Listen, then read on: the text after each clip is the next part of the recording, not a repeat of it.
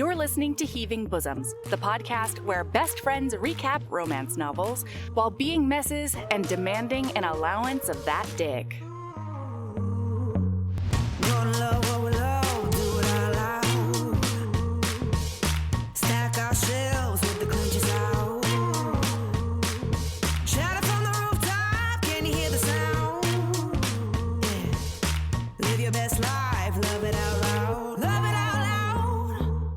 Hey HBs, you're back for part 2 and we love you. This week on Patreon and our Apple Podcast subscription, Sabrina is telling us all about their most recent rabbit hole into the back catalog of Sabrina Jeffries. This episode is all about the Lord series, and don't worry, more will come. We've got some wonderful people who have supported us on Patreon, and especially in times like these, we can't properly express our gratitude. Please help me send glitter and starbursts to Jen W., Alex N., Jessica, Jess L., Daniela H., and Lolo. If you're curious about Patreon, head to patreon.com/Heaving Bosoms podcast, where you can get bonus episodes, virtual hangs, these episodes early, ad-free, and all in one shot. I also do special outros on all of those with personal updates and other fun stuff, and so much more. When we ended our episode yesterday, Gracewood had just arrived in London, declaring that his feelings for Viola haven't changed. At which point, sister-in-law Louisa jumps in with a very interesting suggestion. That's where we start today. Here's part 2 of our recap of A Lady for a Duke by Alexis Hall.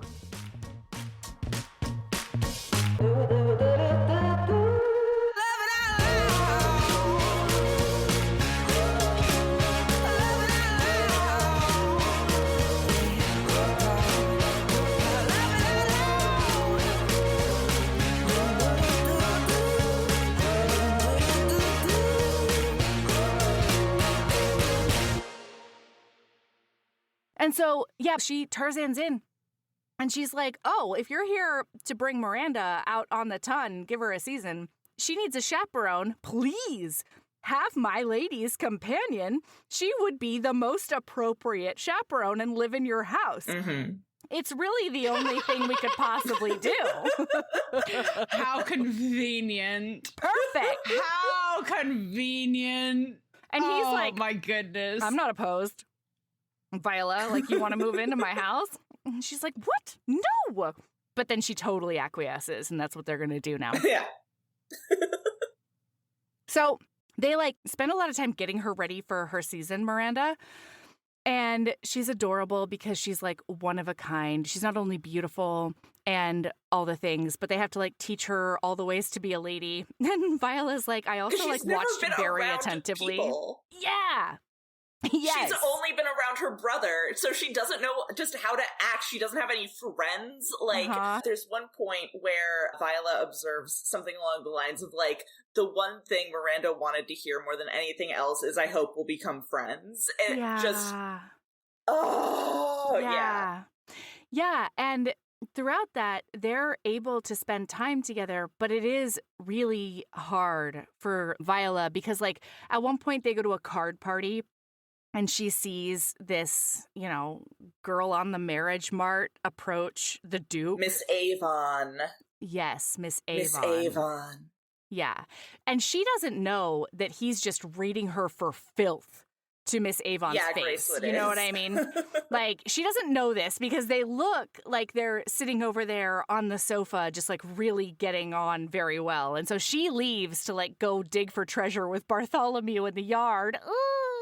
Yeah, little Bartholomew, and he's playing pirate and digging for treasure, and so she goes and sits with him in her nice dress. Yeah. Mm-hmm. Meanwhile, Gracewood's over there being like, you do not want to marry me, babe. Like, it's not going to be good. So, like, why don't you just save both of us? Miss Avon's kind of a Regina George type, and so she's trying to kiss up to him because he's a duke, but she's also, like, kind of visually, like, put off by his cane and his limp and everything, and he's clocking it immediately. Yeah.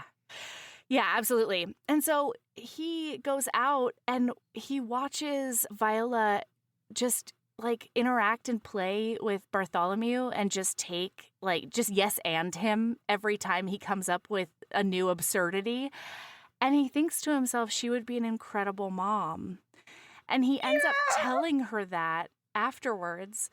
And she's like, yeah, it's kind of sad because that's all I really want. And I'm never going to be able to have it. Is this the ball too, where he's sad? The card party is separate from the ball. The ball is next. Okay. Yeah. Okay. It happens really quickly, yeah. But I believe at this card party, he's like, this isn't working for me. This is a compromise, sure. But like, I want to be with you. And she's like, we can't. And she explains to him all the reasons again why they can't. And then he's like, okay, well, I know I don't want to be friends like we used to be, but I would like to be friends.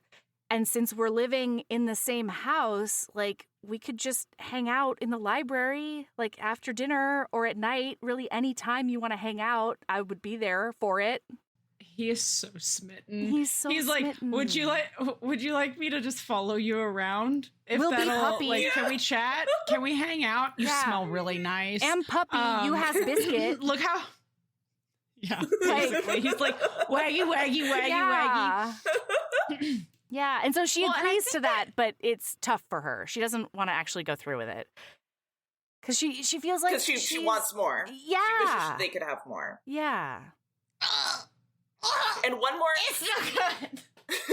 Before we move on from the card party, I think this is the first time that we also meet another character who you two won't care about, but is important for the last 20% of the book, which is Lord Sterling. So we meet Lord Sterling, who is he's not an asshole yet. No. I think you're thinking of AmberGrease as an asshole. Yeah. I am thinking of AmberGrease. Lord Sterling is mostly boring, and condescending. Lord Sterling is trying to court Miranda, but he is very dull, and he also is very sort of like, oh, women shouldn't need to like concern themselves with these things, let the men handle it kind of guy. But this is where we meet him for the first time. Yep. And then we meet AmberGrease, I think, at the ball. Yeah, and I think we can just go to the ball, right?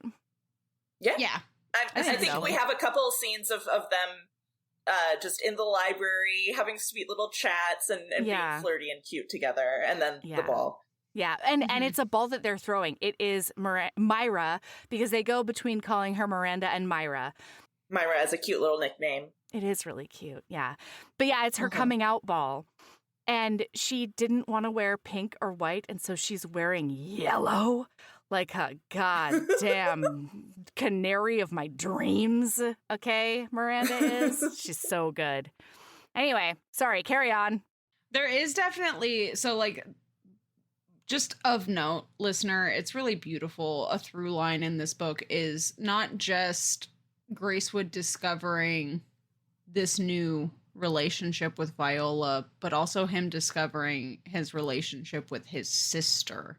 Yeah. And how to be a good brother and how to be a loving family when he had so much familial abuse when he was younger, and how to actually mend those bonds. Oh, and there's something that we missed. Did we miss Viola coming out to Miranda? We did. Yes, Has Viola. that happened? Yeah, because it's the first day. Before the ball, yeah. It's the first day that because he she's introduces like, why is this her. stranger my companion? Essentially, gonna be my chaperone. She's really upset about it. Yeah, and so Viola needs to come out to Miranda, and Miranda is chill about the trans thing, but not so chill about the fact that Viola, as Gracewood's friend, was always so much closer than Miranda was to her own brother, and she felt left out. And Viola, looking back, just thinks about all her memories throughout her childhood and adolescence and young adulthood of spending all this time with Gracewood, being constantly together, and how Miranda was just always in the background, like this lonely little afterthought, and she feels so bad about it. And so this is an opportunity also for Viola to mend that relationship with Miranda as well, being her companion and her chaperone.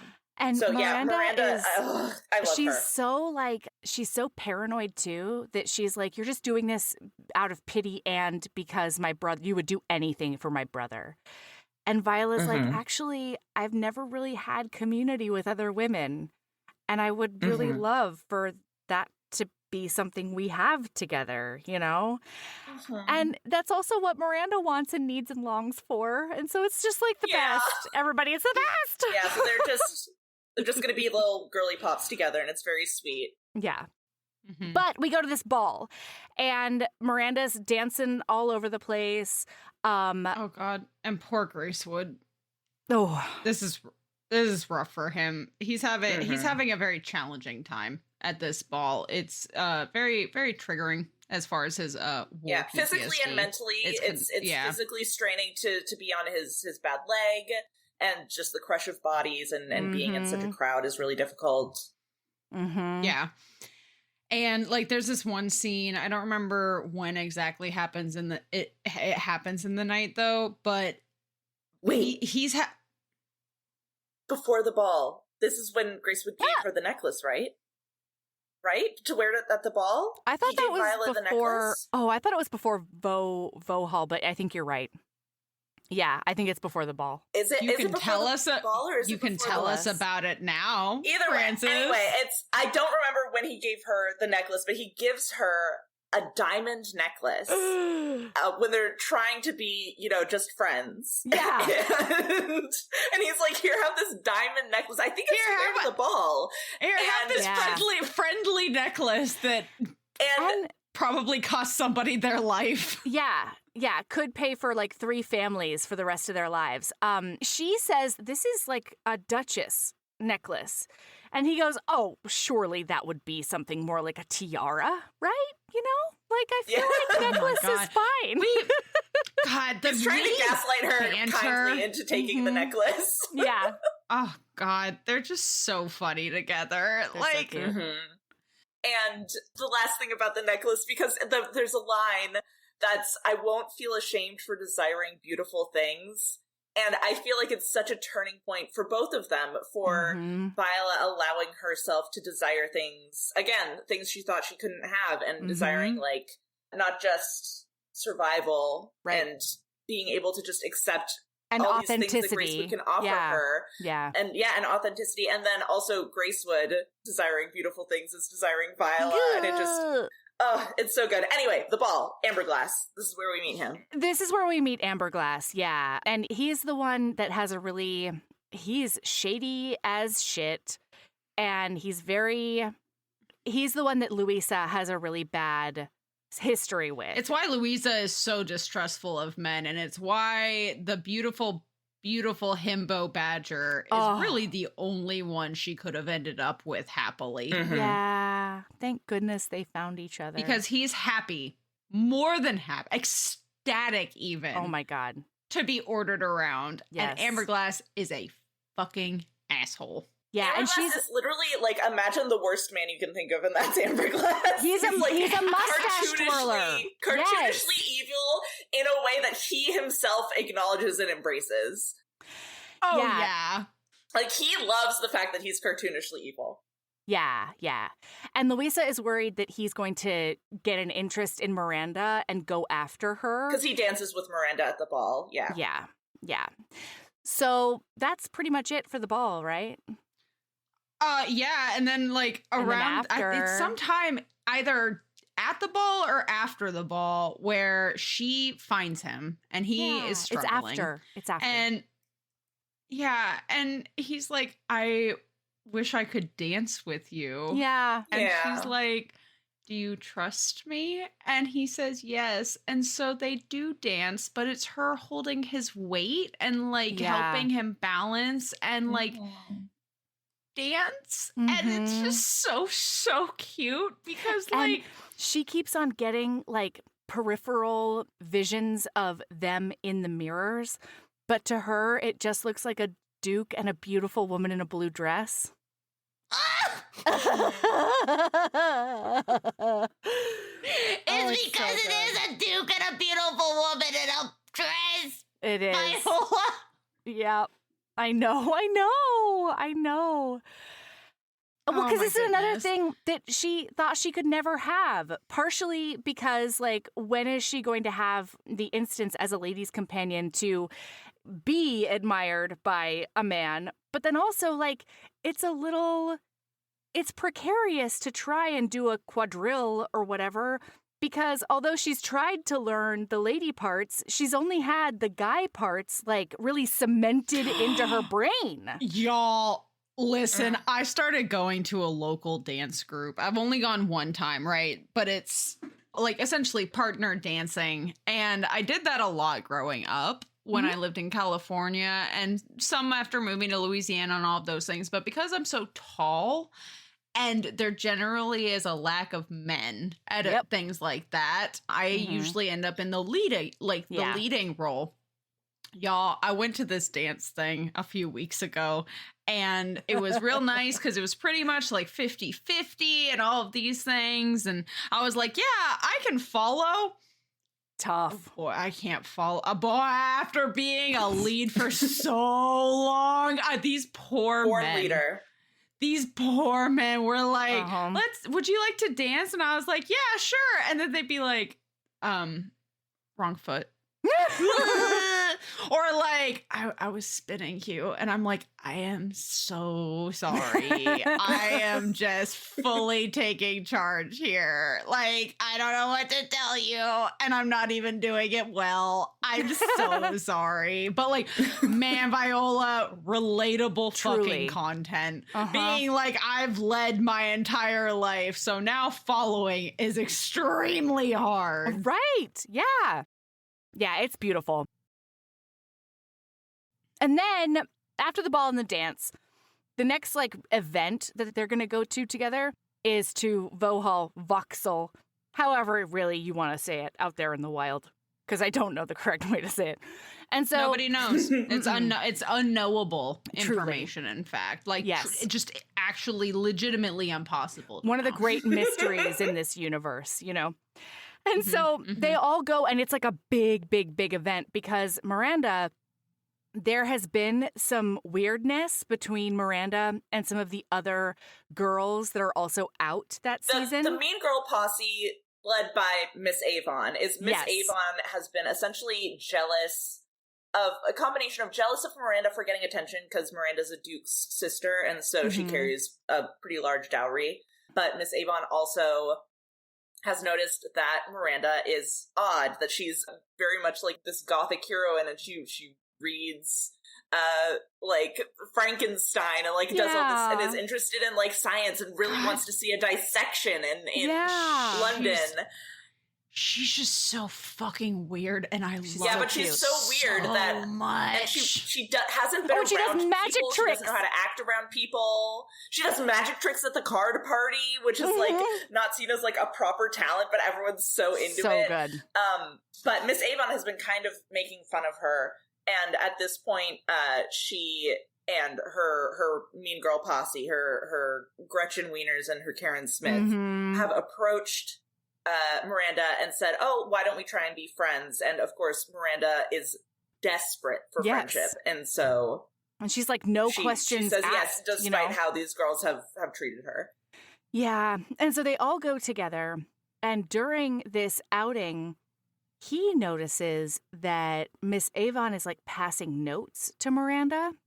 And although Viola, as her chaperone, has noticed this, she's also like, this is gonna happen. Like, it's perfectly natural and it's not dangerous for her to like pass notes with a gentleman or something. Oh yeah, also.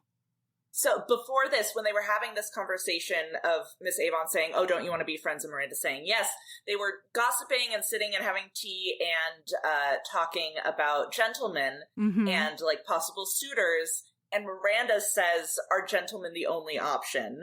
Basically saying, like, what if I like girls? Like, trying to test the waters. And Miss Avon kind of laughs it off and is like, oh, well, you don't want to end up like Lady Lillimere. So you're right. I don't want to end up like her. I want to end up under her. That's right. Or on top of her. Well, and Miranda actually says, like, she's been really nice to me, actually. So, like, step lightly. Yeah. We can be friends, but... So we've gotten sort of hints that Miranda is possibly sapphic. Yes. And then we get this scene of Miss Avon passing notes to Miranda, and the conversation between Gracewood and Viola is essentially like, we think Miss Avon is probably passing notes on behalf of a gentleman suitor, but it's harmless. Right. And also, sorry, listener, at some point in here, that boring dude did propose to...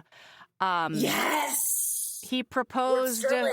Lord Sterling proposed to Gracewood. He asked Gracewood if he can marry Miranda, and Gracewood's like, you have to ask Miranda. Miranda has the choice of whether she wants to marry you. And Lord Sterling is having none of it. He's like, no, I don't want to ask Miranda. I want to ask you, can I marry her? And they just have this stalemate. He's like, what are you talking about? That's your chattel. Yeah. Yeah. What do you mean I have to ask her? Yeah, and he just, like, does not understand. And then Lord Sterling sees Miranda again at Vulcan Hall, and they have this conversation where Melody, they have we infected Francis.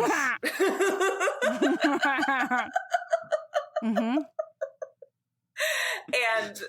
they see this, like, illusion that makes it look like there's a waterfall. Yeah. And one of the girls asks, oh, how is that illusion done? And Lord Sterling says, oh, like, women don't need to, like, concern themselves with, like, the intricacies of like, the engineering behind such a feat. Like, just enjoy it. And Miranda's like, oh, no, I want to know. Like, I can appreciate the beauty of it while also knowing how it works. Tell me how it works. And yeah, he's like, knowing man. Oh, it's probably, like, gears and mirrors, right? Like, that's how all these things are done. And they're like, how would it include mirrors? And he's like, I don't know, they just always have mirrors, right? And then Miranda looks at it for like 2 seconds and she's like, oh, I see how it's done. It's this, this, and this. It's just so completely good. owns him.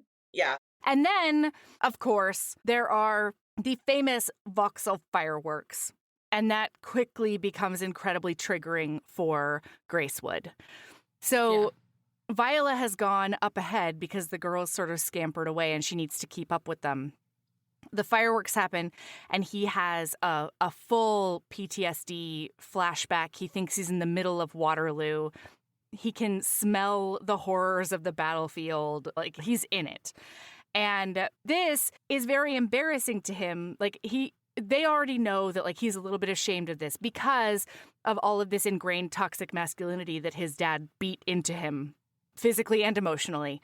And so Viola comes back, and the only thing he can really hear through the battlefield that he's still in is her going, oh no, I'm so afraid of fireworks. Your Grace, will you help me with my phobia, please? And she ends up taking him into the shadows and bringing him back to the here and now. And he, like, is fully, like, he throws up. He's, like, near collapsing. He is really, really not doing well. Yeah. And he's like, go away. You can't see me like this. And she's like, bruh, you've vomited directly on my shoes before. And he's like, yeah, but you weren't gorgeous and, like, sexy and stuff then. He says this multiple times whenever there's something going on and he's like, oh, I don't want you to see me like this. Oh, I don't want you in this situation. And she's like, you've done this with me before. You've put me in this situation before. And he's like, but that was before I knew. That was before I knew that you were you. I was misinformed in the past. Oh! Yeah. It's the best. Yeah, and so she ends up, like, taking him home under the guise of him taking her home. And I don't know if this is, like, important or not, because I'm not going to know if a lot coming forward is super important. But AmberGrease sees them. Amber, yeah. AmberGrease is funnier. That's fine. It's fine, actually. That's way fun. Isn't that like AmberGrease is the whale sperm? Yeah. Yep. For perfumes? It is. Okay. Yeah. That's funnier. That's funnier. His name's AmberGrease now. Yeah. So AmberGrease comes over.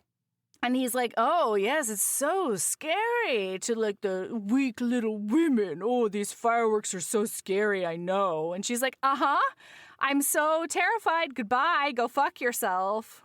Yeah. He sucks so bad. And so and then, is this? Oh yeah, go ahead. So then they go I was gonna home. say, is HOME.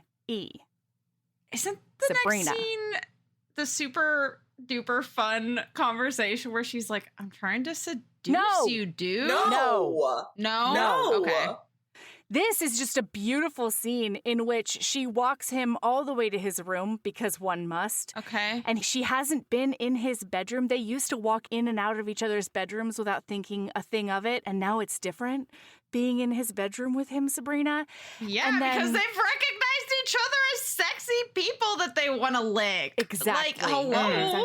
And then she starts watching him go through some of his nighttime ablutions, Sabrina. And has the moonlight ever touched a pectoral like that before? I'm not sure. Yeah, he's so shaken up, he starts just like undressing and washing his face while she's still in the room, and he like isn't even cognizant of it. He's just going through his bedtime motions, including undressing.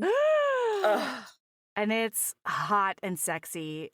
Frances, can you tell us more about this? Because I don't remember the exact conversation that gets them to go time. So, yes. So she is still there, and she has never really allowed, even though they've been naked together before, she's never allowed herself to look at him that way. And now she like can't look away. And so he is like taking off his shirt and like washing himself and like brushing his teeth. Later she says that he tastes like tooth powder, and I'm like, I love when they brush their teeth in historicals. Give me some hygiene. Yeah, I know. Yeah, because he was like sweating and throwing up, and so he brushes his teeth and washes off at this point. Yeah. Which I appreciate so much, Alexis Hall. Thank you so much for including that. But he then turns around and he's shirtless, and he realizes she's still there, and he like clutches his shirt to his chest and is like, "I'm so sorry, I forgot myself. Like I can't believe in front of a lady and everything." And she just like approaches him and is essentially like, "I'm done pretending this isn't a thing between us. Yeah, like, I'm not going to deprive myself anymore. It's on TM." Yeah.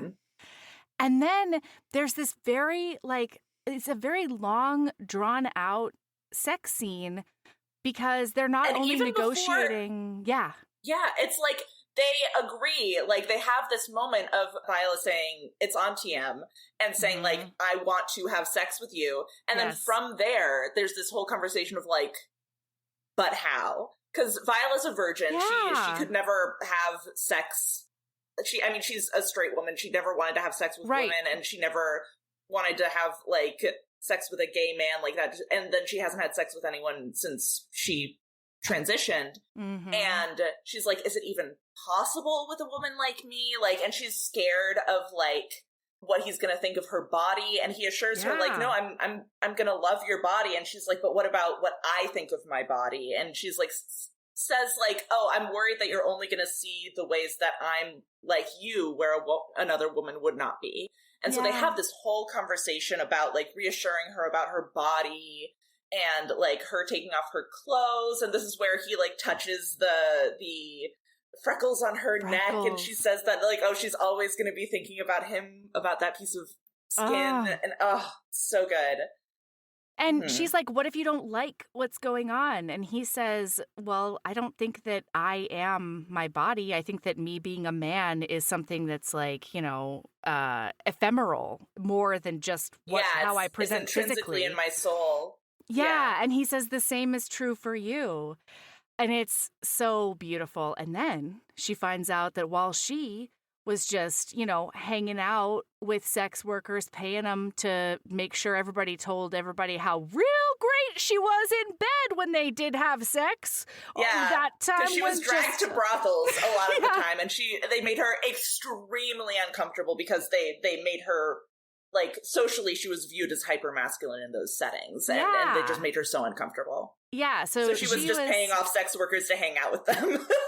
While she was doing that, he was over there getting acquainted with an absolutely revolutionary sex worker and her leather phallus, which I was very into. Her leather strap, yeah. Yeah, and so she asks him, like, how can we?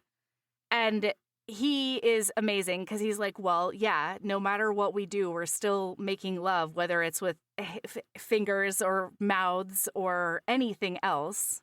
Which, if I can get on a soapbox for a second, please. I get so pissed off when romance novels say that anything other than, like, penile penetration doesn't count as sex. Especially, like, as a sapphic person, as a lesbian, I'm like, what are you talking about? Right? And so he, like, basically, Viola keeps trying to, like, get him to explain the mechanics of sex to her. And he's like, it's going to be sex no matter what. We can do whatever we want and it's going to be sex. Like, it's just us enjoying each other. And he says, but if you're talking about penetration, which is what she's trying to get at, but she doesn't really have the words for it. He's like, if you're talking about penetration, me and you or you in me, either way is fine. And she's like, what? Oh, yeah, because bodies are made to fit, Viola. Yes, that's what he says. Yeah. Oh my God. And there was this really beautiful moment in this scene where she says, I am done being afraid of myself. Yes. I am who I am, and my body is what it is. I'm not going to apologize or treat any part of me as though it is some kind of mistake or feel any shame at all. By the way, she's nuding out. Yeah. As naked as the day she was born. Working on it anyway, because she's like, taking off like her corset. She's like, I am who I am. And it's just really delightful and empowering for her. And she says, or feel any shame at all, this body can fight and ride and sew and play the pianoforte badly. It is mine. It deserves any carnal acts I want to indulge with it. And if you want to find it beautiful, Gracewood, I will let you, because I don't see why it can't be. And like, I really loved that her acceptance of herself in this moment was not him because of him reassuring her constantly. It was her just being like, you know what? I'm going to believe you when you say that you like what you see, and I'm going to find see the positives for myself and not just through your eyes. Right. And then when she crawls onto the bed, he's like, wow, 10 out of 10. That was incredible. Next time, feel free to leave your really dainty, pretty shoes on. You know, like I'm not complaining, but like if you would like to leave your shoes on, I would not complain. Horny little bastard. I love him so much. And he talks about how he's like had fantasies about like her wrapping her legs around his waist, which is wearing nothing but her shoes. It's great. I love them. Yeah, and so she's very excited about like them becoming one and her being inside him. And he's like, because that's something she thought she could never have. Yeah, of and course. so she wants to experience that. Yeah. And she asks him when he tells her about the sex worker that he saw with the leather strap. She's like, and did you like it? And he's like, yeah, I liked it. And her using the strap, he doesn't call it a strap, but it's a strap. Her using the strap didn't make her any less of a woman. And so like, nor did it make him any less of a woman. Yeah. Yeah. Exactly. And it didn't make him any less of a man. Yeah. And then not long after this moment of her accepting herself, before they're like getting it on, before it's on, TM. Okay. He says, I need to tell you I love you, Viola. Yeah. Not only that I do, but how I do. I would say I love you as a man loves a woman, but we both know that love is not bound by such narrow terms. So instead, let me simply tell you that I love you. I love you with the unfading flame of my friendship, with every drop of ardor in my blood. I love you with my soul, as some reserve their faith for absent gods. I love you as I believe in what is right and hope for what is good. I love you with everything I am and ever was. And if you only let me, with every day that comes and every self that I could ever be. And it's like, well, damn, Gracewood. Okay. Just say that in the most beautiful way possible. Yeah. And he says he wants to say that before they have sex so that she knows. Like, it's not like some sex-fueled haze that he's in. Yeah. Absolutely. Well, and so after that, she's sort of like, okay, so I'm his mistress, I guess, is what we're doing. And that's like pretty much her understanding. And then I'm going to need because what else can she be? Exactly. He doesn't tell her that, but that is what... Wait, can I rewind just a little bit? Please. Yes. Just a line. After they have sex, he's talking about future times that they could have sex, and he asks if she would want to be tied up at some point. And she's very confused as to why someone would want to be tied up. And he's trying to explain it to her. And he says, so that I could have you at my mercy. And she responds, well, what would I get? And he goes, my mercy, eventually. It's so good. Anyway. Unfortunately, this is the only sex scene that we get in the book. So they mention that they have been having a lot of sex, but this is the only explicit scene. So maybe they do get to tie it up at some point. We don't know. Hell yeah. Well, yeah, and so I think it's like the next day, Miranda goes to a ball with Louisa and like friends and stuff. And so she tries... Yes. We're missing something important, which is that as Viola is leaving, and then she gets ready for the next day, and she's going to check on Miranda... And she overhears Miranda talking to Lady Lilimere. Yes. And Miranda is begging Lady Lilimere to kiss her. She is down so bad. She is like, she says, I've kissed Lord Sterling, which is the boring, condescending guy. And she didn't really like it. And she's not sure if that's because... Yeah, and she's not sure if that's because he's a man or if it's because he's just a boring guy or what, or both. But she, not only is Lady Lilimere a woman who likes women, but Miranda has a huge crush on her. Huge. And it's just begging Lady Lilimere to kiss her. She says, when you touch me, I feel it in my whole body, she says. It's so good. And Lady Lilimere is just if you've never been a sapphic who knows a deeply attractive, knowledgeable, older woman, experienced older sapphic person, that it's gonna be hard to understand. But like, oh my god, I could feel Miranda's yearning. Well, right? But Miranda's 17 and Lady Lilimere is, I don't know if we 30. Know her exact age, but she is much, much older. She is she is fully an adult. She is widowed. And so she's basically saying, like, this cannot happen. Like, I'm sorry. It's also, not that I don't find you beautiful, but I'm, like, way too old for you. My friend Louisa would never forgive me. Yeah. Well, and not only that, like, that's not what we do. That's not how life works. Like, I did my time, unfortunately. Like, you have to marry kind of thing. Like, even if you hate it, find somebody old, you know? Find an old guy who's about to kick the bucket. You know, you can be a dowager and whatever and all of these things, but like, sorry, Miranda. Yeah, you can't go straight to lesbian town. Yeah, so Viola overhears all this. Lady Lilimere leaves, and Viola goes in and comforts Miranda, who is breaking a bunch of china in her room, just a bunch of china decorations in her room because she's so upset about all this, and she's so confused as to why Lady Lilimere wouldn't want to kiss her. Yeah. And it's just really difficult. Which felt very presumptuous to me, Melody, right now. I was like, babe, you're hot, and but like... Later it will not. I know. Later it will not feel as presumptuous. I know. Yeah. Okay, so that night, she goes to a ball with Louisa, and Viola tries to be like very coy, and she's like, the cats are away. This is not the same night. This is far in the future because we get references to they've been having a sexual relationship at this point. Oh, so we get references to they have had sex a lot in between. So this is at some point in the future, but Louisa and Miranda do go out and leave. Then they're at a ball and they leave Gracewood and Viola alone in the house. And Viola's like, hey, hun, like, how you doing? And he's like, oh, I'm doing great. Do you think we should play some chess?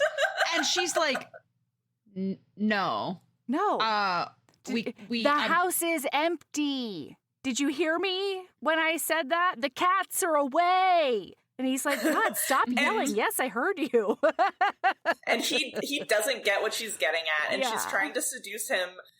And she says, I think as your mistress, I am allowed certain privileges, meaning she wants to fuck. And he's like, you're so right. I've been neglecting you. I need to set you up with an allowance. Yeah. She's like, no, dude, drop trowel, right? Buddy. That's what I want. I'm going to need an allowance of that dick. Okay?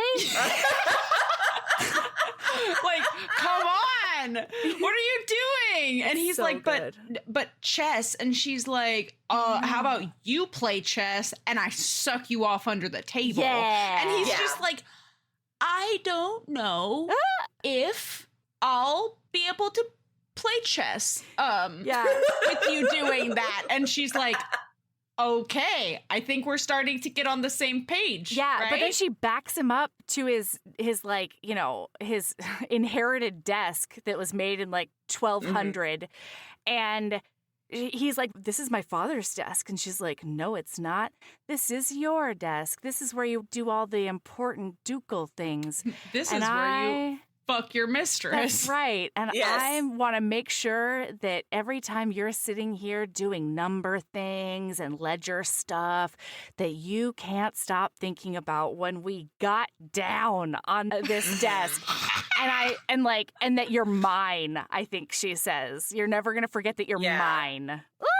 Ooh! And he also says that he wants to fuck her on every piece of furniture in the house. And she's like, you have a lot of furniture. And he's like, yeah, I do. It might take me the rest of my life, he says. Yeah. But then there's like a crash bang wail from outside, and Louisa bursts in and she says that she lost Miranda. And that is where I'm going to be stepping back into the audience seats from now on. Yeah. So she lost Miranda. Viola and Gracewood are trying to say, like, oh, you probably just keep missing each other at the ball. Like, how do you lose a girl? And Louisa says, well, I wouldn't have missed her. She's not hard to find. She's green. She's dressed as Frankenstein. Well, I was just going to say, is this the ball where she's dressed as Frankenstein? She's dressed as Frankenstein's monster in, like, this greenish yellow dress, because it's a masquerade ball, and that's what she wanted to dress up as. Love it. And so Louisa's like, no, I'm not just missing her. She's green. Also, my favorite part that Louisa says is, she's like, I bet it's just like a logistical mishap. And she's like, have you ever known me to have a logistical mishap? Louisa's not okay. I just love a weird girl, you know? And not like quirky, like manic pixie stereotypical stuff, right? Like just a truly fundamentally, you meet this person and you're like, oh, you're fucking deeply weird. Yeah. You are like, I don't know what's going on. I wish I could, those people, like, I love them so much.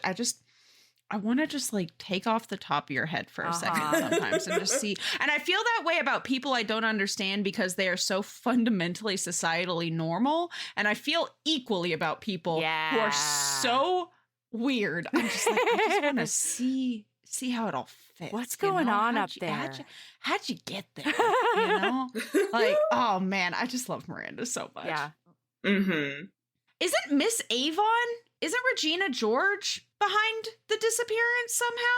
So, partially, yes. So, they basically find out, they think back to the notes that were being passed to Miranda, and they're like, okay, if we agree that this isn't a logistical mishap and Miranda is gone, those notes are the only lead that we have. So they go up to her bedroom, they find that she has stashed all of her love notes letters very stereotypically under her bed, her love letters, and they are all from Lady Lillimere. They're all from Lady Lillimere writing these extremely erotic love letters. Yeah, graphic. Miranda. Did not remember that at all.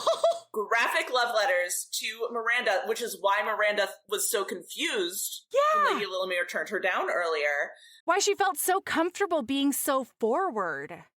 Oh my God. And the most recent letter says, at this masquerade ball, if you want to fuck for real, meet me outside in my carriage and I'll whisk you away. Yeah. So they read these letters and they're like, shit, okay. And then Louisa they go down and Lady Lillimer's there. Yeah. Hang on. Yeah, they go downstairs and Lady Lillimer's there. Yeah.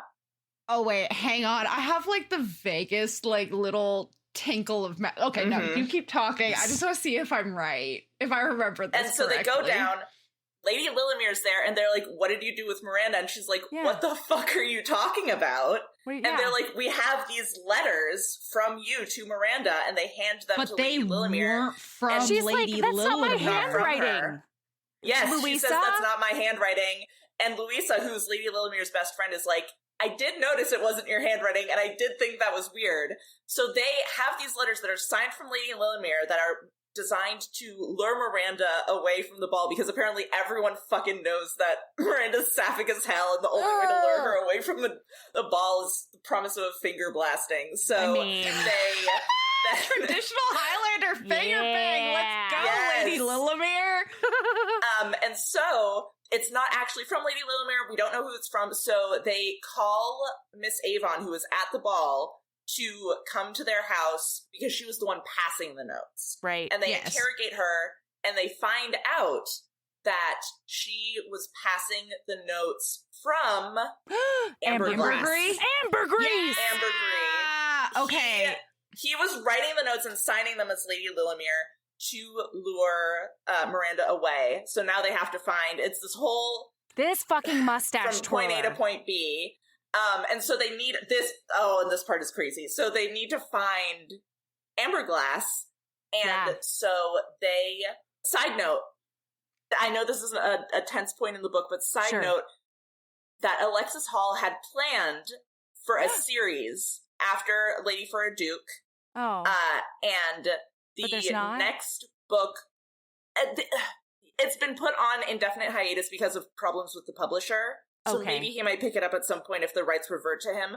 But the next planned book was AmberGlass and Beatrice, which we haven't mentioned in this this summary, but she is the sex worker friend of she is a friend of Gracewood. Isn't she the Duke's sister turned mistress sex worker? I believe so. And so the next book was going to be AmberGlass and Beatrice. Wow. And man, he was going to be the Saint on Twitter Vincent. back in the day. Mm-hmm. Yeah, and so he posted a snippet on Twitter of AmberGlass and Beatrice, and it was so good because it was AmberGlass just being the most like wimpy, pathetic, like bug under her microscope. Like it was really good. So I hope that one day we do get that book. But at this point, AmberGlass fucking sucks. He's the worst man in the world. Yeah, terrible. So. Well, so they had to find. It turns out it's isn't it not AmberGlass though? Like because they find AmberGlass and he's not. Okay. Because we have a this whole is thing with AmberGlass to settle. This is all starting to come back. Continue. It's all coming back. So then we find AmberGlass because they are trying to figure out where he is, and they finally settle on a brothel that he frequents. And this is where Viola and Grace would go to the brothel together. Unfortunately, not in a sexy way, but he is like, "Oh, you can't come in with me. It's like not safe for ladies." And she is saying, "Oh, you've taken me to brothels before," and he's like, "Yeah, but that's like my greatest shame. Like I can't believe I did that when I didn't know you were a lady." I didn't know you were my future wife, my lady wife. My lady wife. And so he eventually agrees to let her come in with him so he's not going in alone. And he goes in and he walks around like he owns the place, like he knows exactly where to go, which puts Viola off a little bit. She's like, oh, he like knows every nook and cranny of this brothel. That's kind of weird for me. Yeah, but everyone's just like, hey, Grace. Hey. What's up? Yeah. How you doing, buddy? Good to see you. You've had a good 3 days since we last saw you. No. No, that's not what happens at all, listener. Don't listen to anything. He is not frequent in brothels since the before war. The war. But but he knows his way around this place, and everyone knows him. And they greet him and they're like, oh, you and your lady friend want a room? Like, you want some of us to play together? And he's like, no, I need to find AmberGlass. And they're like, oh, no, we value our client's privacy. Totally. And they try and kick him out, and he's like, actually, I'm a duke. And they're like, okay, this sucks, because we also can't, we still, even though you're a duke, we can't give away client information. And so he agrees to individually pay off every single sex worker present if they show him where AmberGlass is. Yeah. And so that finally gets them to show him where, because they're like, we're going to need protection from AmberGlass if we show you where he is, because he's fucking crazy. Absolutely. So finally, he's allowed into the room where AmberGlass is at this brothel, and AmberGlass is sitting there, legs akimbo, with a prostitute sucking him off, and he is watching as another couple of sex workers are having sex on a bed in front of him. And he's been drinking, he's drunk, and Viola sees him and just has, like, a dead look in his eye. He is not enjoying this at all. He just, like, completely, like, disconnected, like, out of it, like, can't enjoy anything. Like, and this is kind of where we get the hints of, like, the kind of hero he would be in his own book, of just, like, there is something deeply wrong going on with this man. Yeah. And they ask where Miranda is, and he doesn't want to tell them, and he also tells the sex workers, did I say you could stop? So they keep fucking and sucking while they're having this conversation.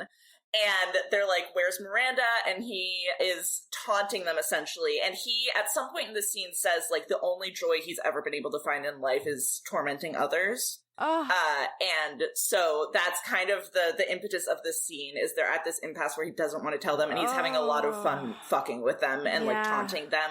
And so he says, like, oh, Gracewood, maybe if you suck my cock, then I'll tell you. And he thinks he's, like, taunting him with, like, a sort of, like, homophobic thing.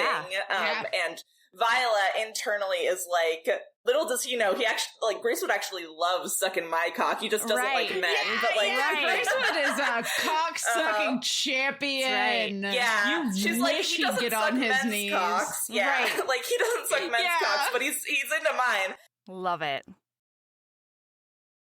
But anyway, they have this entire argument, and AmberGlass keeps, like, taunting Gracewood of, like, oh, I know you're a coward since the war, like, I saw you at the fireworks, like, I know you're all fucked up, and basically calling him all of the things that... He's just such a little asshole. I mean, yeah. And oh my so god, I want to see him squished or inspected like a little bug. God damn it, I want this book so bad. I did not. I had no idea that's what the tentative sequel to this was gonna be. And you can see it in this scene of, like, how he is, like, so evil, but in such a way that, like, there's just, like, nothing, like, just completely emotionally dead. And then he taunts Viola. He's like, oh, what if she sucked my cock? And like, saying that Gracewood's a coward and everything, and he's not a real man, and all these things that Gracewood has been fearfully telling himself inside his head. And this eventually escalates to AmberGlass pulling a gun on them, at which point the sex workers say, can we go? And finally AmberGlass is like, yeah, leave. And so the sex workers leave at this point. They have this kind of standoff. Gracewood is able to rush him and wrestle the gun away from him. And he levels it at AmberGlass and says, tell me where my sister is. AmberGlass just stands up, walks up, chest to gun, and says, shoot me. Like, and I think this is, like, a combination of him knowing that Gracewood's PTSD won't allow him to shoot AmberGlass, and AmberGlass truly not caring if he lives or dies. And so we have this moment, and Gracewood can't do it. He's sweating, his hand is shaking. He's having, like, a full PTSD moment. And so he can't do anything, even though he has the gun. So the gun is tossed aside, and AmberGlass pushes him to the floor and, like, kicks him and spits on him. Something I forgot to mention is before they go into the brothel, Gracewood revealed that his cane actually has a sword inside of it. Yeah. And he says, don't worry, because the brothel might not be safe, but I'm bringing this in to potentially protect us. And so now at this point, Gracewood is on the ground being kicked, and just Viola can't stand for it. So she grabs the cane, pulls out the sword, and is now, like, falling back on this past life skill of sword fighting that she hasn't used since she transitioned. Hell yeah. And she is now basically has... AmberGlass. She has AmberGlass at sword point, and I don't remember how he gets a sword of his own. No! But he does, because they end up sword fighting. I do not remember how he gets a sword, but they sword fight each other, and they're having a problem because he's drunk, and Viola is a good sword fighter, so normally she would be able to beat him, but because he's drunk and doesn't care if he lives or dies, then he's not being cautious. He's not being defensive at all. He's just going on the attack. So he's only worried with hurting her. He's not trying to protect himself at all. Mm-hmm. And so it's very difficult for her to get the upper hand without getting hurt. She gets like a cut on her head. And then finally he is about to be able to do a killing blow when Gracewood, who is still stuck, sprawled on the ground, grabs at him and pulls him, and that changes his attention. He's about to then do the killing blow at Gracewood, and Viola is able to get the sword at his throat and make him drop his weapon. Yeah. And so she wins the sword fight. This thing has escalated far further than any of them could have predicted. And at that point, Gracewood is like, let's just leave. Like, he's not going to tell us anything. We need to find, Miranda on our own. And as they're leaving, Miranda AmberGlass find them? Well, so wait, let her tell the story. What does AmberGrease say? Because kind of. He is like, oh, but what about your sister? He, like, does not want them to leave. Yeah. Because he, like, is this type of person where tormenting people is the only way that he can feel anything.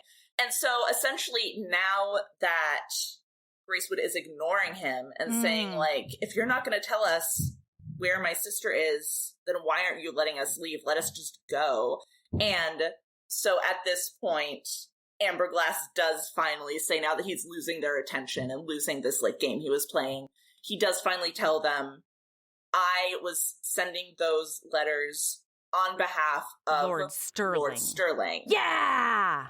Because Lord Sterling owes AmberGlass a lot of money, and AmberGlass thought it would be funny if Lord Sterling married Miranda and then was able to repay him with Gracewood's money. No! And he just, like, he's in it for the love of the game. He's in it because he loves tormenting people. Wow. And so he admits this, that it is actually Lord Sterling who has kidnapped Miranda. Are they on their way to Gretna Green? Oh, no. They are actually on their way to Lord Sterling's. Honestly, they should have and could have been, but they are actually at Lord Sterling's house. Okay. And so they then embark on the 3-hour carriage ride to get to Lord Sterling's house. And on the way, Gracewood, after this whole ordeal, falls asleep on Viola's shoulder. Yeah. And he is awoken by a lone rider riding in the opposite direction of them. And as that lone rider passes, both the carriage and the rider stop and get out, and it is Miranda escaping. Yeah! And so they do end up finding each other. Miranda ends up finding them. She's saving herself! This huge reunion. Yes. She says that she is worried that she has killed Lord Sterling. Yeah. Because she hit him over the head with a really heavy vase. Hell yeah. And then he sprawled out on the ground and wasn't moving, and she ran away. Great. And this is also a really beautiful moment. I didn't highlight the quote, but it's essentially that she is worried that her brother's going to be mad at her for falling for this trap and for leaving in the carriage. And he says, like, no, I'm proud of you for escaping, and, like, you're so resourceful, and I love you. And he's able to say that he loves his sister for the very first time in the book. And she is, like, gobsmacked by it. She's, like, shocked that he is able to say that he loves her. But they have this really beautiful moment. And he's like, I'm sorry I haven't been the best brother, but I'm trying really hard to be better. And it's just this beautiful catharsis. But then he does say, but we do have to go back and check if Lord Sterling is alive, and also like, return his horse. what the lay of the land is. Yeah, and you stole his horse, so we should return his horse. And it's very so responsible of him. Reluctantly goes back with Viola and Gracewood back to Lord Sterling's manor, and we're almost at the end now. They go to Lord Sterling's manor, and they say, "Oh, you invited us over, remember?" And everyone's like, and they just waltz in, even though it's, like, the middle of the night right now. Right. Like, early morning. And he's like, remember, you invited us over. And Lord Sterling has gotten up, but he's still really discombobulated, maybe concussed. And he tries to continue playing the game that he's been playing of being like, oh, your sister was alone with me all night. Isn't that, like, I could do you a favor by marrying her? Like, aren't you worried about your sister's reputation? And Gracewood is having none of it. He is saying, like, this is ridiculous.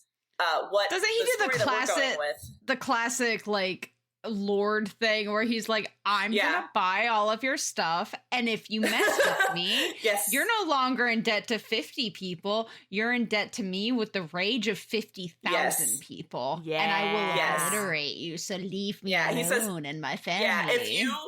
He's like, if you ever try to hurt my family, if you ever try to hurt anyone's family, then that's what I'm gonna do. Then, so the story we're going with is that Miranda spent the night with me at a nearby holding, and then we were invited over here, and we spent the night here for, like, I don't know, they made up some excuse. They're doing a hunting excursion or something. But, like, they basically, he says, this is the story, this is what we're doing, otherwise you're ruined. Right.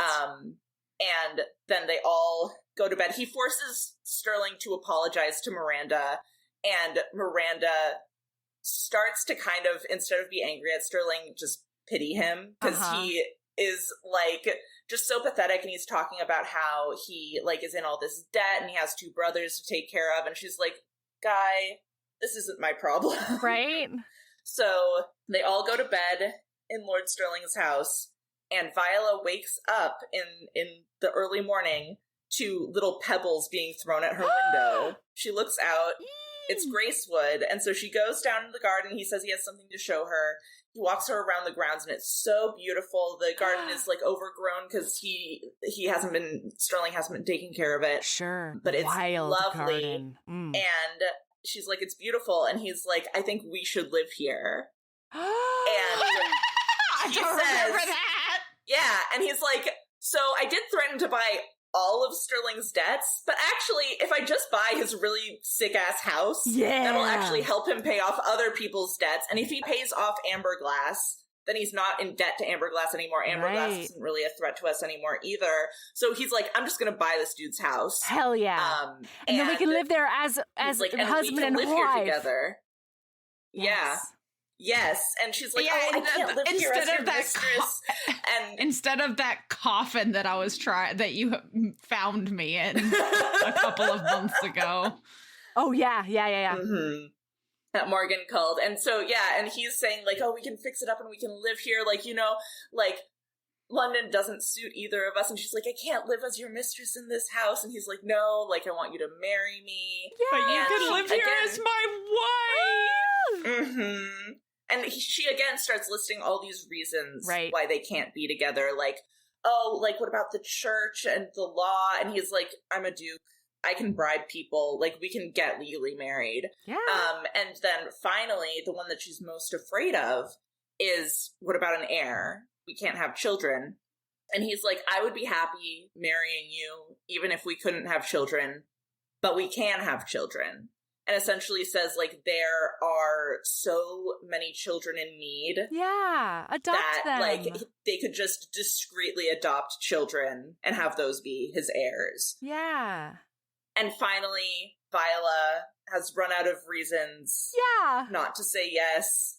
And so they do get engaged in this beautiful garden. And then we have our epilogue, which I love. I think the epilogue is so beautiful because the epilogue is years and years in the future from the point of view of their son, Jack. And so their son, Jack, is at Morgancull, this place that used to be this, like, gothic coffin. And now, as Jack's describing it, it is like this loving family home. Yeah! And he is in the portrait hall, and he is looking at all the portraits of the people who came before him, who were also dukes, and they're all blonde, and he's noticing, I have dark hair, I'm not blonde, like, I'm not like them. And he sees his dad's portrait, and he's like, my dad looks so sad in this portrait. Like, it's so weird to see my dad looking sad because he's, like, always so happy around me. Like, I've always seen him smiling. Full body goosebumps right now. And then Gracewood comes, and he's like, oh, what are you doing, Jack? And they have the most beautiful, I love this they have the most beautiful conversation about adoption and family, because Jack is like, you're not my real father, are you? Because they've never formally talked about the adoption. And Gracewood asks, oh, well, do I feel like I'm your father? And Jack says, well, I don't know. I don't know what that's supposed to feel like. And Gracewood is saying essentially like, oh, so just because your mother and I didn't make you with our bodies doesn't mean that you're not my son. I feel like we've made you in more important ways, just as you have made me in more important ways.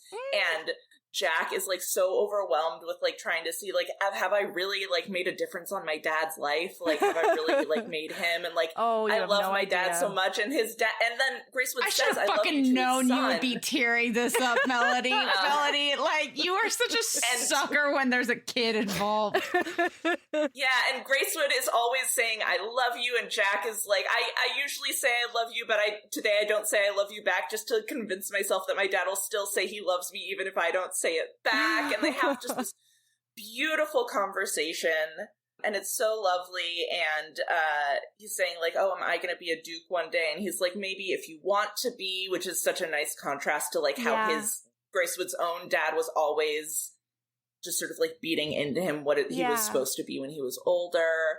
And then they go out to the cliffs of Morgancull, and they see Jack's two siblings and Viola.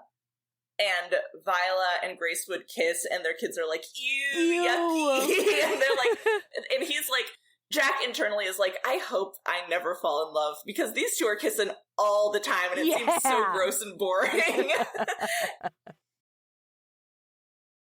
And they have this conversation about how Viola and Gracewood, when they were younger, jumped off of the cliff and into the ocean. And that's when she saved his life the first time, right? Mm-hmm. And the kids ask, oh, why did you do that? And Gracewood said, oh, I think it was to impress your mother. And the kids ask, did it work? And then Viola says, oh, well, I married him, so I guess it did work. And the kids want to jump off the cliff too, and the parents say, absolutely the fuck not. Fuck, absolutely not. But then they ask, well, how old were you when you did this? And they say, about Jack's age. And they say, oh, well, then Jack can jump because he's the oldest. And Jack is very nervous and scared, and he doesn't really want to. And he asks his mom, Viola, if she'll jump with him. And she says, oh, yeah, I will. And so, and even though he notices that she's like wearing one of her favorite dresses, but she says, oh, yeah, I'll jump with you, even though it'll ruin her dress. And so they go up to the cliff's edge, and she's reassuring him like, oh, you don't have to jump if you don't want to, if it's scary for you. I'll jump though, and if you want to, you can too. And so they count down, and she jumps, and she's smiling, and she looks so beautiful and free. And then her son jumps with her, and it's just like this joyous moment of just they're flying through the air, and they have this beautiful family at this place that used to be so sad and scary. Oh my god! And that's the end of the book. Oh my god! And like more, so I have this highlighted probably from the first time that I read this book, but the last line is the book, and it says, until everything was sea and sky and the falling was flying, and he realized he was laughing too. Just talking about like it just hit really hard, where it's like we're all just enjoying and living together and loving each other, and they're breaking abusive cycles, and it's wowee. Alexis Hall, god damn it, again. God. Yeah, every banger after banger after banger. Banger after banger. So good. I'm telling you, oh my god. All right, well, I can't wait to read the rest of this and then read it again, because that's going to happen. Yeah. I'm going to read it on regular speed the next time. Yeah, I'm probably going to go finish the reread. The last 20%. Skipping a page at a time, like looking for just a desperate glimpse of what was happening. Although, to be fair, I feel like you covered it exceptionally well. Hell yeah. I know exactly what's happening now. So yes. Mm-hmm. Oh, thank you. Yes, thank you. Thank you for being so sturdy. Yeah. Oh my gosh. Okay. Does anybody have a lady love? Boy. Do you want me to go first? Yeah, absolutely. Okay. My lady love is, it's food related, because by God, it always seems to be either food related. I don't know. That seems to be a recurring theme of mine. But oh my fucking God, cut yourself up a watermelon, dude. Ooh. I just did that for the first time this summer. First watermelon of the summer. Yeah, I did not cut my own, but I did go to a pool with some friends today, actually, and they have a wee baby who is watermelon obsessed. And so they had, chopped up a watermelon and brought the watermelon with them. And well, boy, they were like, oh yeah, we'll just throw out what's left. It's been in there a while. And I was like, don't do that. And then I did eat probably like half a watermelon just as fast as I could before we got back in the car, because there's no eating in the car. And so, and I like, oh my God, I was so sick of watermelon afterwards, but it was so good. It was so worth all of the agonies. It's chewable sweet water, and it's delicious. Good. So get yourself a watermelon, y'all. That's my lady love. Watermelon. I love it. All right, Francis, do you have a lady love? Yes, my lady love is plushies, also known as stuffed animals. Ooh. I just started a new job, and I've been having a lot of anxiety about that transition. And every day I just get home and I get in bed under my weighted blanket and I just have a little plushie that I snuggle up with. And they are just so cute and friendly and comforting. I love collecting them. I love a lot of really like indie sellers of plushies, like people that make like small batch plushies of their own characters. I have one of those, like a small batch one that is Lullaby the sheep, and she's just a purple sheep and she's just perfect to snuggle with as you fall asleep. So shout out to plushies. They come in all shapes and sizes, but they're soft and huggable and so comforting and nice. I love that. I love that. All right, my lady love is a couple of different charities that are specifically working right now to help trans people relocate to safer states.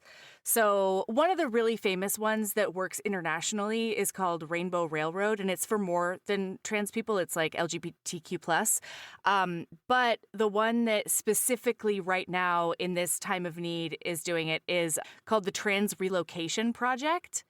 So if you want to donate there, and at the website, you can put in requests to get help getting out of whatever situation you might be in. And yeah, they help trans people in states that are increasingly dangerous and hostile, to their very existence, and help them get to safer states like, on the East Coast. Or Oregon makes me really proud. Oregon is one of the states that they highlight as like a safe place to be. The Pacific Northwest in general, I think. But, the Oregon girly in me couldn't help but notice. You're like, oh, look, it's me. Okay. Yeah. So just with the amount of like new fucking bathroom bills and all the bullshit that red supermajorities are making up, like literally just creating fiction out of thin fucking air, demonizing trans people. People are buying it. And people are buying it. Yeah, because what's scarier than an entity you've never met before? I don't know, man. So yeah, Trans Relocation Project, really, really good stuff. They're doing incredible work right now.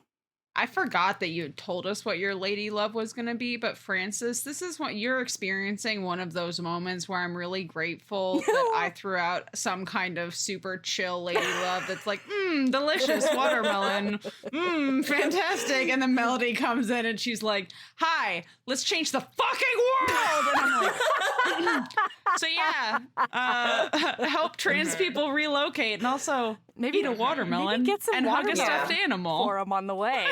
What a great snack. I'm just so relieved I went first. Oh my God. Every time she does that and I'm sitting there with a lady love and I'm just like, you know, actually, find a nail color you really like. What, Frances? And I will say Mermaids in the UK is another really good trans charity. And then the Sylvia Rivera Lost Center, I believe, is another good one. If you're looking for other entities to donate to, UK also is in need right now. Yeah, the UK, actually, Alexis Hall, just for he doesn't really do this very often, but I don't know if you saw on his social media, he just did like one of those I'm rambling through the woods videos because he never shows his face. And he was talking about the new legislation that they're trying to put through in the UK. And it's like they're doing it in the most cowardly way, too, because it doesn't really even say trans people in there. They've just made it so it's going to be incredibly dangerous for trans women in particular. Well, they always do. They're never going to come outright and say it because then it's going to be too obvious that this is hate. I mean, they're saying it now in the U.S., so I don't know. But sorry, Sabrina, you were trying to pull us back out, and I pulled us back in. No, you're fine. You're fine. Anyway, plushies and watermelons. It's fine. Y'all can gang up on me with like intense things like this. It's fine. I support it. No, but I agree with you. Plushies and watermelons. We do at the same time. They've got to work together. Actually, Sabrina, I don't remember if I texted this to you or not. But I was thinking about you today and your lady love. I might not remember either. Right? Continue. Your lady love of just saying, like, go fuck yourself. Oh, yeah? And I think maybe we need either, like, alternating segments or we need to add to the lady love segment a go fuck yourself segment. Because it just feels right. I haven't ever really felt the long-standing need to add something like that to the podcast, but I really am feeling it these days. Listen, I am I think we might need to go fuck yourself and a lady love. If there is any time in my life where I really have a very strong, so that, I mean, actually, I'm not going to talk about this on public pod or Patreon, frankly. Yeah. But yeah, no, listen, I got a lot of anger inside of me right now. I'm telling ya. I'd be down for a go fuck yourself. It could be the last thing. We're like, all right, if you want to stay positive, end now. Right. And then we'll continue on. And we're going to just rail against the world. It's great. I mean, seriously. Then, Sabrina, I won't have to make that guy burning down an entire corporation's warehouse and saying all you had to do was pay us a living wage. I don't have to shoehorn that into a lady love. You know what I mean? And that might be better. Listen. I am delighted when you're like, here's my lady love, and then it's like a 15-page manifesto against the world as it is now, and it ends with, so, you know, do something. But don't burn down houses. Right. Like, not exactly that. No, my lady loves end up being something that normal people would just put on social media, but I'm, like, roughly incapable of it most of the time.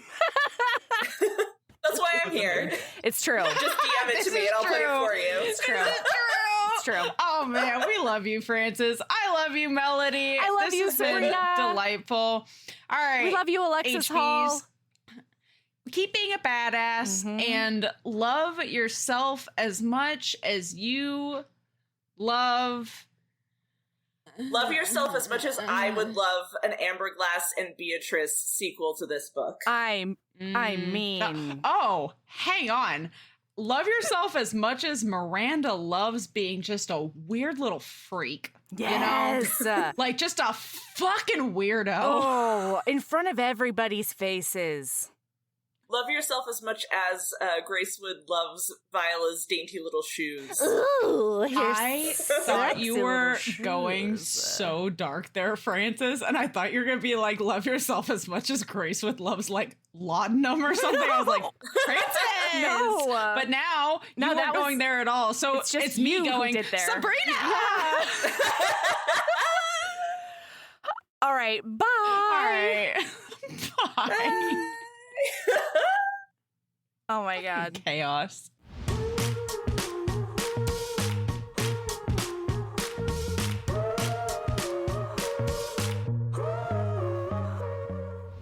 Thank you for listening. Next week, we'll be back with the sapphic monster book, She Came from the Swamp by Darva Green. Heaving Bosoms is produced by us, Melody Carlisle and Sabrina Bradley. Editing is done by me, Melody Carlisle. Our theme music is by the incredible singer-songwriter Brittany Fonts, and our art is by the ultra-talented author Kate Pryor. If you like our show, remember to follow us on your favorite podcast app, rate us 5 stars, and leave a review. That one small action is a huge way to help the show. If you want to get in touch with us for advertising inquiries or anything else, you can email us at heavingbosomspodcast@gmail.com. If you want more of us, visit patreon.com/heavingbosomspodcast. You can also find us on Instagram at Heaving Bosoms, on TikTok at Heaving_Bosoms, and in our Facebook group, the Heaving Bosoms Geriatric Friendship Cult. See you next week.